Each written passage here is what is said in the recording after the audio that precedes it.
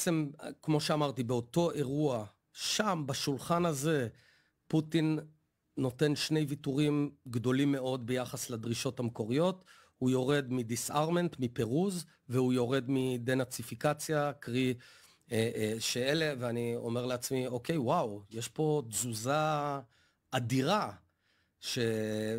ואחר כך... זאת אומרת, הוא לא להוט להילחם בכל מחיר. לא, הוא באמת יש לו מטרות להשיג. אני אומר מה ההתרשמות שלי, כן? אני צריך להיזהר, תמיד יש יכולות להיות הצגות וכאלה, אבל אני מתאר איך אני ראיתי את זה, ויצאתי מאוד אופטימי, כי הוא מוותר על ההצטרפות לנאטו, שזאת סיבת הפלישה. פוטין אמר, רק תגידו שאתם לא מצטרפים לנאטו, ואני לא אפלוש. והוא מוותר על שני הדברים, ואז באמת מתחיל המס, אז אני מעדכן את כולם, אחד אחרי השני. אתה נוסע לגרמניה, נכון? משם אני נוסע לגרמניה, נוחת לגרמניה, כי גרמניה היא השחקנית, היא וצרפת השחקנים המשמעותיים ביותר באירופה, וכדי להביא להסכם, כולם צריכים לעשות דברים, יש המון דברים שצריך לעשות, אז אני חושב שביחד אפילו, אבל אני לא בטוח, עדכנו את האמריקאים ואת מקרון. מה זה אמריקאים? ביידן עצמו או ש... לא, הפעם, זה היה בדרך כלל מול היועץ לביטחון לאומי ג'ייק סליבן, לפעמים מול ביידן, לפעמים מול בלינקן, הם מאוד הדוקים שם, ובוריס ג'ונסון. עכשיו, אתה יודע, היו, כל מנהיג והדרך שלו, בוריס היה, בוא נגיד, אפשר לחלק ספקטרום של מנהיגים, מי יותר נוטה לקו של עכשיו צריך להילחם בפוטין. כי הוא הרע ואסור לתגמל את הרעים. נכון.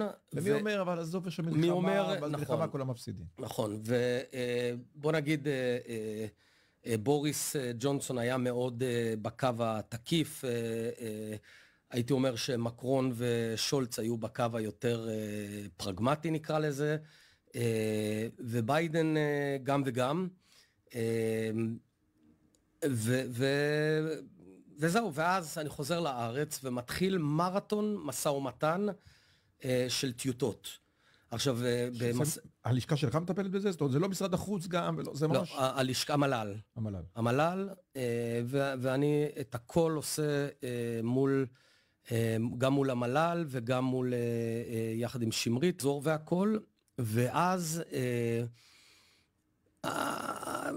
נגיד את זה בצורה הרחבה, אני חושב שהייתה החלטה של המערב לגיטימית,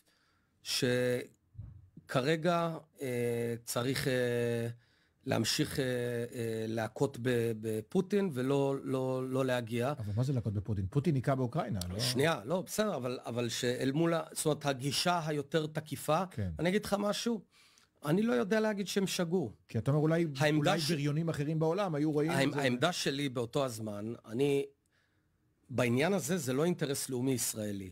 בשונה מקונסוליה או איראן, שאני דואג לישראל, עומד חזק פה, אין לי say. אני בסך הכל מוציא לפועל ומתווך, אבל הכתובת שלי זה אמריקה בעניין הזה.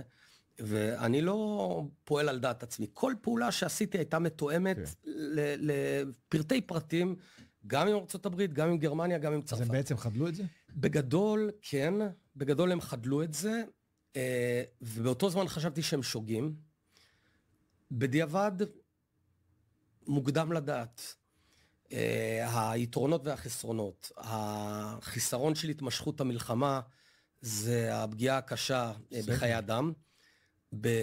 באוקראינה וברוסיה, זה פגיעה מאוד קשה באוקראינה עצמה, במדינה, התשתיות שם צריך יהיה לעשות תוכנית שיקום מאוד גדולה, עם תוכנית מרשל. הפגיעה בייצוא חיטה ומזון למזרח התיכון, אם כי זה טופל חלקית לאחרונה, העליית מחירי האנרגיה, מה שיוצר לחצים כבדים על דמוקרטיות. אל מול זה... וגם הגירה, לא? גם לחץ, אם יהיה רעב באפריקה, אנחנו נראה הגירה לאירופה, מה שיסכן את אירופה. לעומת זאת, ואני לא אומר את זה בציניות, לעומת זאת, יש פה אמירה, לראשונה אחרי המון שנים, הנשיא ביידן השכיל לייצר אליינס שכזה, אל מול תוקפן בתפיסה הכללית, וזה מקרין גם על זירות אחרות, כמו סין, טיואן, ויש לזה השלכות. לכן מוקדם לדעת. אני לא אומר פה, יש לי טענה אחת, והדבר השני אני לא טוען. אני טוען שבסבירות לא רעה אפשר היה להגיע. אם הם לא חודלים את זה? אם הם לא חודלים, לא בטוח. אבל אני לא טוען שזה היה נכון. בזמן אמת חשבתי שנכון להגיע להפסקת אש. עכשיו, אני לא יודע להגיד. אולי באמת זה היה מתגמל את הבריון בצורה מהירה מדי. יכול להיות שהיה משדר מסרים לא נכונים למקומות אחרים.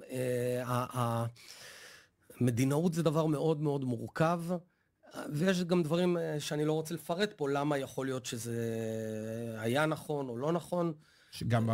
גם בהיבט של ישראל. מהרבה היבטים. אבל ככה או ככה, אני מאוד גאה, ניג'זתי בצורה בלתי רגילה, שנקים בית חולים שדה